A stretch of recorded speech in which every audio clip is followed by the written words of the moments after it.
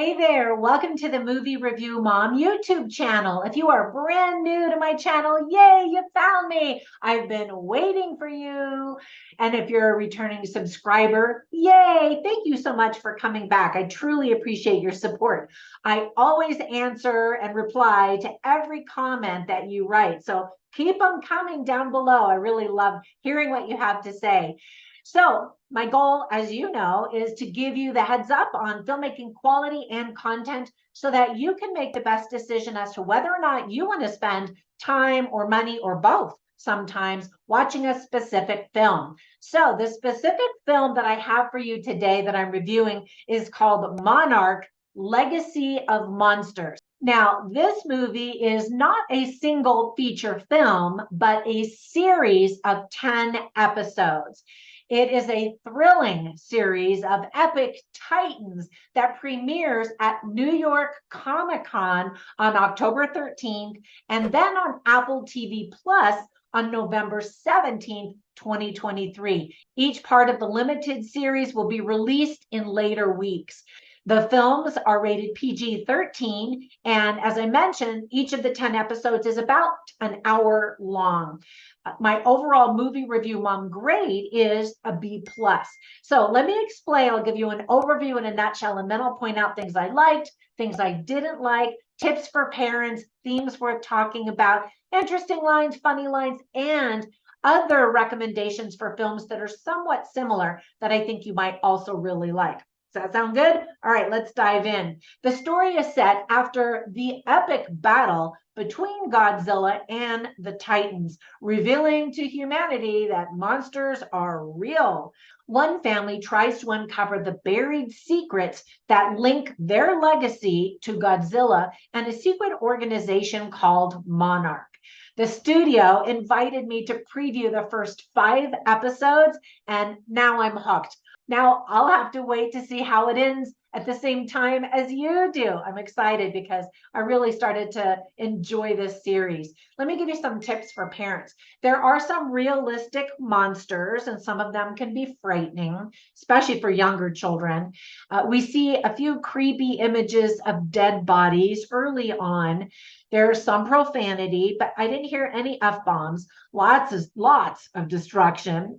A lesbian couple is featured. We see them in bed together and kissing in public in another scene. We also see an unmarried heterosexual couple in bed together within hours of meeting.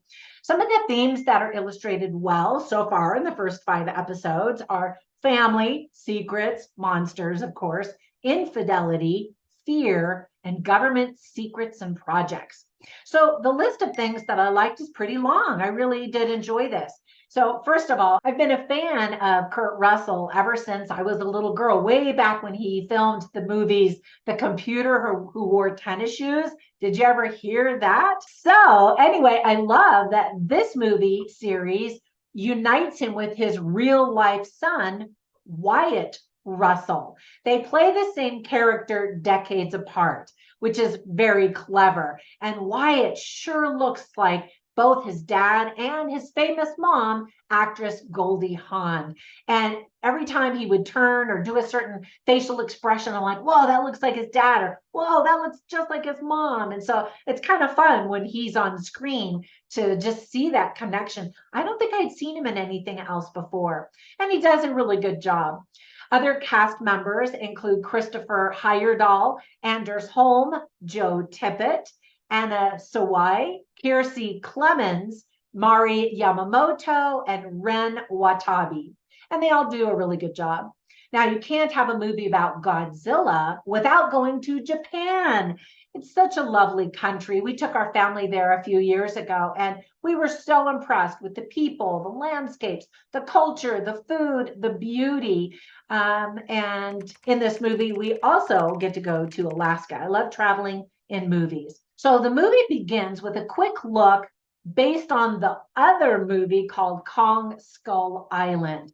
So you could see my movie review of that movie here. Maybe I'll cue that up so you can watch it. Now, you don't have to have seen that movie before in order to enjoy this movie. But if you're aware of it, or if you have seen the movie, then that's great. You understand kind of what that's all about. But again, you can enjoy this movie without having seen that. There are some really fun set pieces and a fun variety of new creatures of all shapes and sizes. So we get to see some of our classic monsters like Godzilla, and then be introduced to some other very creative looking scary beasts.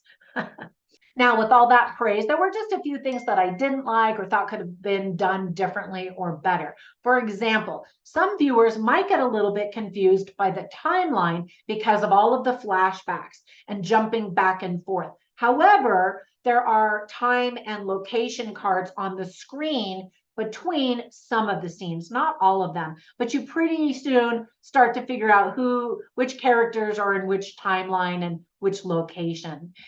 As the series begin, it starts to develop a pattern where there's a lot of talking, and then in the last few minutes, we get to see scary monsters. And I thought, okay, is that going to be the pattern for this entire series?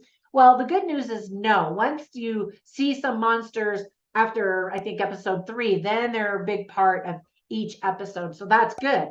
I mean, we were watching this because we want to see the monsters, the big titans, right? And so we do get to see them. So many of the characters are super cocky and stubborn and kind of annoying.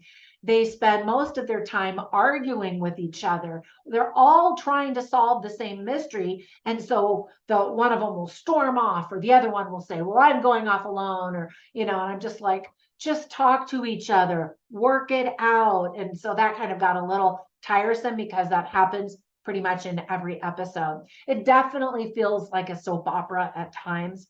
Now, more humor would make the whole series better and balance out all of the drama. There's a lot of serious drama, sometimes even melodrama. We just want to get to the monsters and skip all of the drama and the soap opera stuff, right?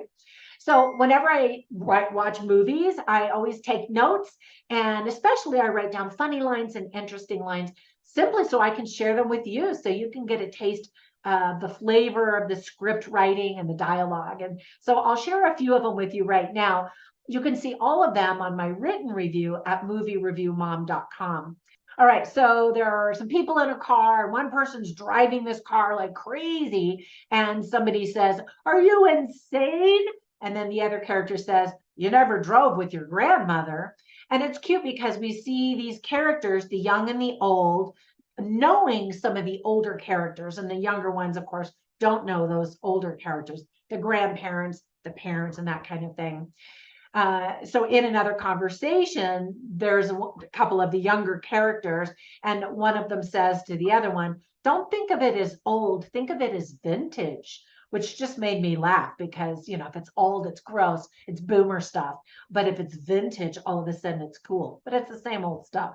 All right, and then I wrote down some interesting lines. For example, Anders Holm's character says, "Seems like we're out here hunting for the same thing."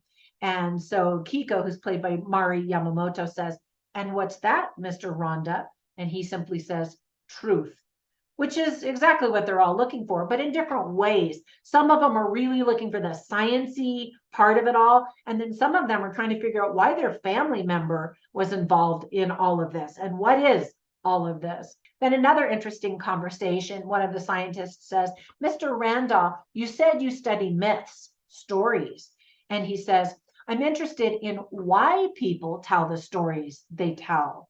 And he spends some time talking about fear. What makes people afraid, and why do they tell those stories? Is it to spread the fear, to come to the truth, to solve the mystery, that kind of stuff. So I just thought that was interesting. And then another scientist says, "A lie and a secret are two different things." And that's definitely a theme of this series, is what are truths, what are lies, what are secrets? And then another character says, "Let me tell you a secret. You don't appreciate your life so much until you're afraid to lose it." And that sure is the truth for all of us, right?